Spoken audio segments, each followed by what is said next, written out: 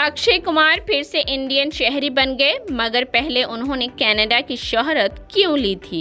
बॉलीवुड के मारूफ अदाकार अक्षय कुमार ने मंगल को इंडिया के यौम आज़ादी के मौके पर ऐलान किया है कि वो एक बार फिर से इंडियन शहरी बन गए हैं। उन्होंने सोशल मीडिया पर इस बात का इजहार किया कि उन्होंने फिर से इंडियन शोहरत हासिल कर ली है और उसके साथ उन्होंने अपने दस्तावेजात भी शेयर किए हैं। अक्षय कुमार के ट्वीट के बाद उनके फैंस ने उन्हें एक बार फिर से इंडियन शहरी बनने पर मुबारकबाद दी और उनका खैर मकदम किया। बाज अफराद ने इसके हवाले से घर वापसी की बात भी कही। वाज़ेह रहे कि अक्षय कुमार को कनाडा की शोहरत के हवाले से तनकीद का सामना रहता था। 55 साल अक्षय कुमार ने अपने दस्तावेजात को शेयर करते हुए लिखा, दिल और सिटीजनशिप दोनों हिंदुस्तानी, यौम आज़ादी मुबारक, जय हिंद। अक्षय ने कनाडा की शोहरत क्यों ली थी? इस बारे में अक्षय कुमार ने माजी में बताया था कि 90 की दिहाई में उन पर एक वक्त ऐसा आया था जब उनका करियर मुश्किल दौर से गुजर रहा था। खबर रसा इदारे PTI की रिपोर्ट के मुताबिक उस अरसे में उनकी 15 फिल्में लगातार फ्लॉप हुई थी। अक्षय कुमार ने कहा था कि फिर हालात ऐसे हो गए कि उन्होंने कैनेडियन शोहरत के लिए दरख्वास्त दी थी। जब सन 2019 के लोकसभा इंतखाबात में वो वोटिंग में हिस्सा नहीं ले सके तो उनकी शोहरत के बारे में सोशल मीडिया पर उन्हें तनकीद का निशाना बनाया था।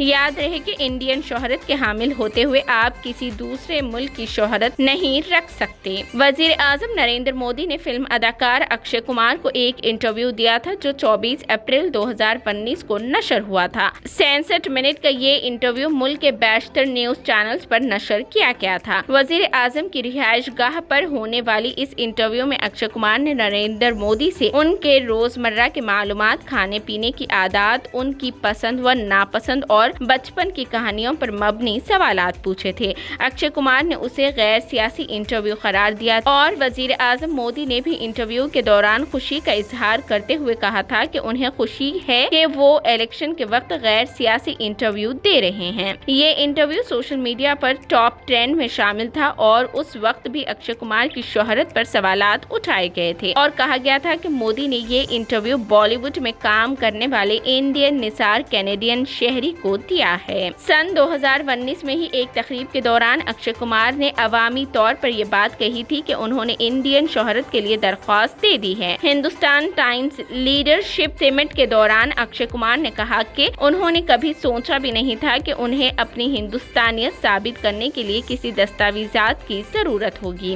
इसके मुतालिक उन्होंने मजीद कहा कि 14 फिल्मों की मुसलसल नाकामी के बाद मैंने सोचा कि मुझे कुछ और करने की कोशिश करनी चाहिए।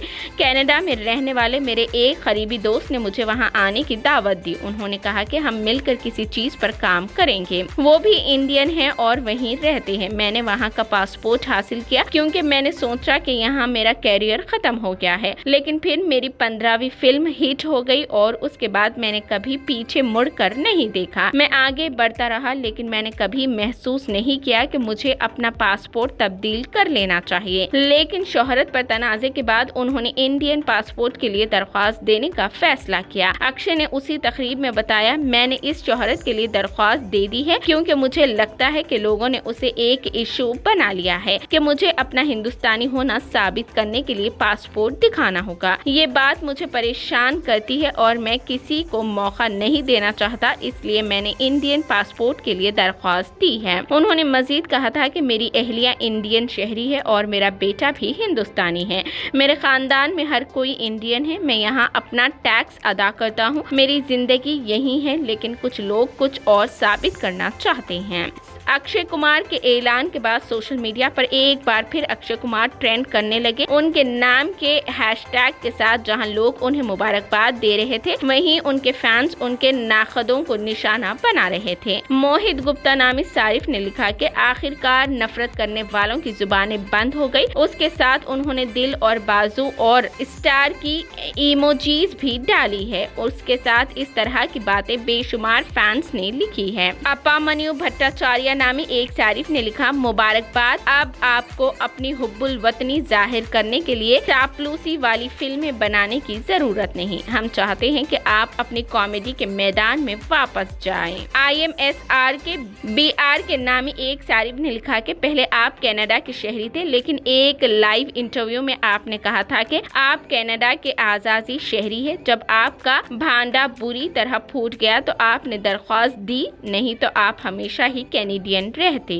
ट्विटर पर अक्षय कुमार के 46 मिलियन फॉलोअर्स है और वो इस मामले में शाहरुख खान से आगे हैं। 9 सितंबर 1967 को कश्मीरी माँ और पंजाबी वालिद के यहाँ पैदा होने वाले राजीव भाटिया ने एक बार अपने वालिद से डांट पटार सुनने के बाद कहा था कि अगर पढ़ूंगा नहीं तो हीरो बन जाऊंगा। वक्त गुजरने के साथ राजीव भाटिया ने गुस्से में जो बात कही थी उसे अक्षय कुमार बनकर सच साबित कर दिया। राजीव के वालिद हरि ओम भाटिया पहले फौज में थे, फिर अकाउंटेंट के तौर पर काम शुरू किया। दिल्ली में रिहाइश पजीर ये भाटिया खानदान दिल्ली से मुंबई शिफ्ट हो गया और राजीव को माटुंगा के डॉन बास्को स्कूल में दाखिल कराया गया। राजू भाटिया को खेलों का बहुत शौक था। पड़ोस में एक लड़के को कराटे करते देखकर उसमें दिलचस्पी पैदा हुई। जैसे ही उन्होंने 10वीं जमात की तालीम मुकम्मल की, राजीव अपने वालिद के असरार पर मार्शल आर्ट सीखने बैंकॉक चले गए। ब्लैक बेल्ट हासिल की। 5 साल बाद वो कोलकाता ढाके में ट्रैवल एजेंट और होटल का काम करते करते दिल्ली पहुंच गए। कुछ अरसे तक उन्होंने दिल्ली के लाजपत रॉय मार्केट से गंदन के जेवरात खरीदे और मुंबई में फरोख्त किए, लेकिन दिल फिर से उन्हें मार्शल आर्ट्स की तरफ ले गया। चुनांचे उन्होंने बच्चों को मार्शल आर्ट सिखाना शुरू किया। इन दिनों उनकी माहना आमदनी तकरीबन 4000 रुपए हुआ करती थी। इंडियन सरकारी चैनल राज्यसभा टीवी को दिए गए एक इंटरव्यू के मुताबिक राजीव भाटिया ने किसी के कहने पर मॉडलिंग शुरू की। राजीव भाटिया को फ्रेंचर्स की दुकान पर अपने पहले फोटोशूट के लिए 21,000 रुपए का चेक मिला। राजीव को इस काम से मिलने वाला चेक पसंद आया, लेकिन उस पर लिखा नाम कम दिलचस्प था। फिर राजीव भाटिया ने अपना नाम बदलकर अक्षय कुमार रख लिया। इसे इत्तेफाक ही समझे कि नाम की तब्दीली के अगले ही दिन अक्षय को लीड हीरो के तौर पर पहली फिल्म मिली। ये फिल्म सौगंध थी जो सन 1991 में रिलीज हुई थी, लेकिन इससे कबल वो एक फिल्म आज में भी एक छोटा सा किरदार अदा कर चुके थे।